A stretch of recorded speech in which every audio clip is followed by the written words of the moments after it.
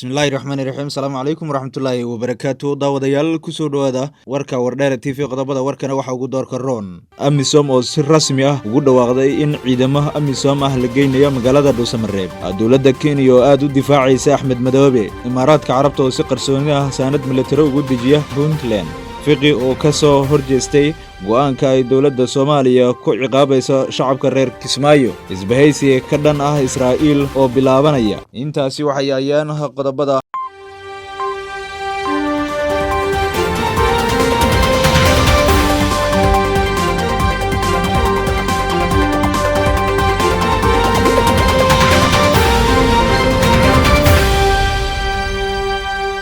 warka janaalka wardheera t v ugu doorka roon iminkana kusoo dhowaada warkii aad maqasheen oo faahfaahsan taliska guud ee ciidanka amisom ayaa maantay oo jimcaha waxa ay isku raaceen in ciidamada ka tirsan howlgalka midowda afrika ee amisom la geeyo magaalada dhuusamareeb oo ah xarunta rasmiga ah ee maamulka galmudug tilaabadan ayaa ka dambeysay kadib kulan ay maantay magaalada dhuusamareeb ay ku wada qaateen taliyaha guud ee ciidamada amisom tacaabu yalmo oo maantay gaaray halkaasi iyo xubno uu ka mid yahay wasiirka amniga soomaaliya iyagoona isku raacay in ciidamo amisom ah la geeyo magaalada dhuusamareeb wasiirka amniga soomaaliya maxamed abuukar ducaale ayaa sheegay in ciidamada amisom ay la geynayo dhuusamareeb ay noqon doonaan kuwa lagu xoojinayo ammaanka magaalada dhuusamareeb si loo suurtogeliyo doorashada xor iyo xalaala ee halkaasi ka dhacda ducaale ayaa sheegay in ciidamadaasi ay kaalin weyn ka qaadan doonaan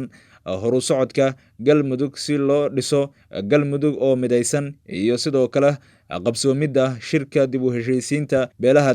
deegaanada dowlad goboleedka galmudug go-aankan ayaa imaanaya iyadoo kooxda al-sunna ay marar badan ku celcelisay in aysan aqbali doonin in ciidamo amisom ah la geeyo magaalada dhuusamareeb imaaraadka carabta ayaa deegaanada dowlad goboleedka puntland waxa uu si qarsooday oo hub ugu dejiya kooxaha halkaasi ka dagaalama buuraleyda deegaanada dowlad goboleedka puntland maalmihii dambe ayaa waxaa isu soo taraya warar sheegaya inuu khilaaf xoogan ka dhex taagan yahay dowlad goboleedka puntland iyo imaaraadka carabta sida ay warbaahintu ogaatay khilaafkan oo markii hore salka ku hayay arrimo la xiriira mashruucii labada dhinac ee u dhexeeyey ayaa iminkana sii xoogeystay kadib markii la ogaaday garoon ku yaala magaalada qardha ay ka soo degtay diyaarad siday saanad militari taas oo ay ka warqabin dowlad goboleedka puntland waxaa shaki weyn dhalisay qaabka qarsoodiga ah ee imaaraadka carabta ay saanada militari ugala soo degayso garoon cusub oo aysan horay u isticmaali jirin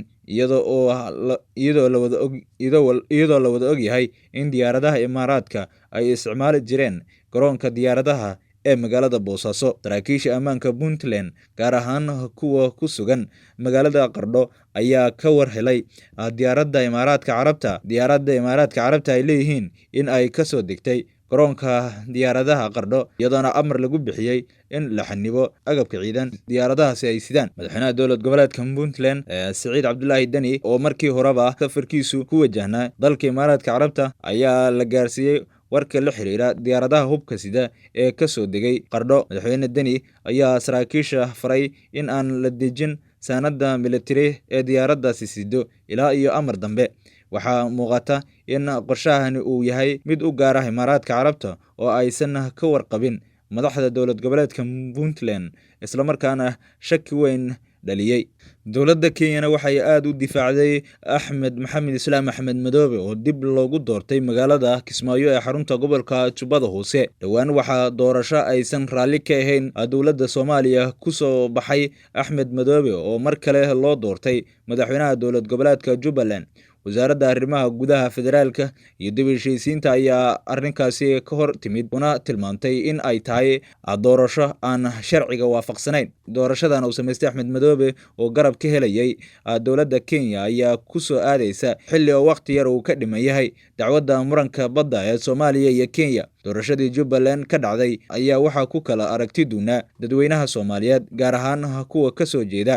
deegaanada maamulkaasi uu ka taliyo dowladda kenya ayaa si weyn u difaacday axmed madoobe si uu mar kale ugu soo baxo doorashada jubbaland waxayna u aragtaa garab weyn oo ay u isticmaali karto boobitaanka badda Soomaaliya. Difaacitaanka dowladda Kenya ee Axmed Madoobe ayaa ujeedka ka dambeeya waxay tahay sidii ay daneeda uga fushato maadaama ay dowladda Soomaaliya ka dhaga adeegtay dalabkeeda Kenya ee ahaa in wadahadal lagu dhameeyo kiiska badda. Dacwadda Soomaaliya iyo Kenya ayaa waxaa kaliya ka harsan muddo 11 maalmood ah, waxayna khubarada sheegayaan in ay u badan tahay inay guul gaarto Soomaaliya. Xildhibaan ka tirsan golaha baarlamaanka Soomaaliya ayaa aad uga soo horjeestay go'aanka dowladda Soomaaliya, isagoona sheegay in go'aanka lagu ciqaabayo shacabka reer Kismaayo uu yahay mid aan waafaqsanayn sharciga. Xildhibaan Axmed Macalin Fiqi ayaa jawaab ka bixiyay go'aanka ay dowladda Soomaaliya ku amartay in diyaaradaha tegaya iyo kuwa ka soo baxaya magaalada Kismaayo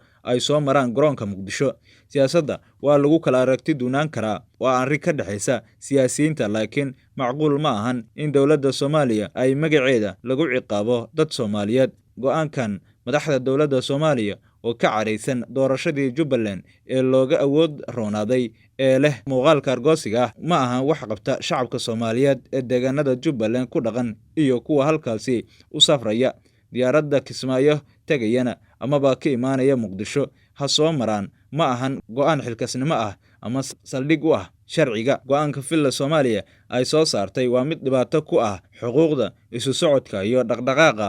dadka Soomaaliyeed. Dowladda Israa'iil ayaa wajahaysa isbahaysiyo cusub oo ku aadan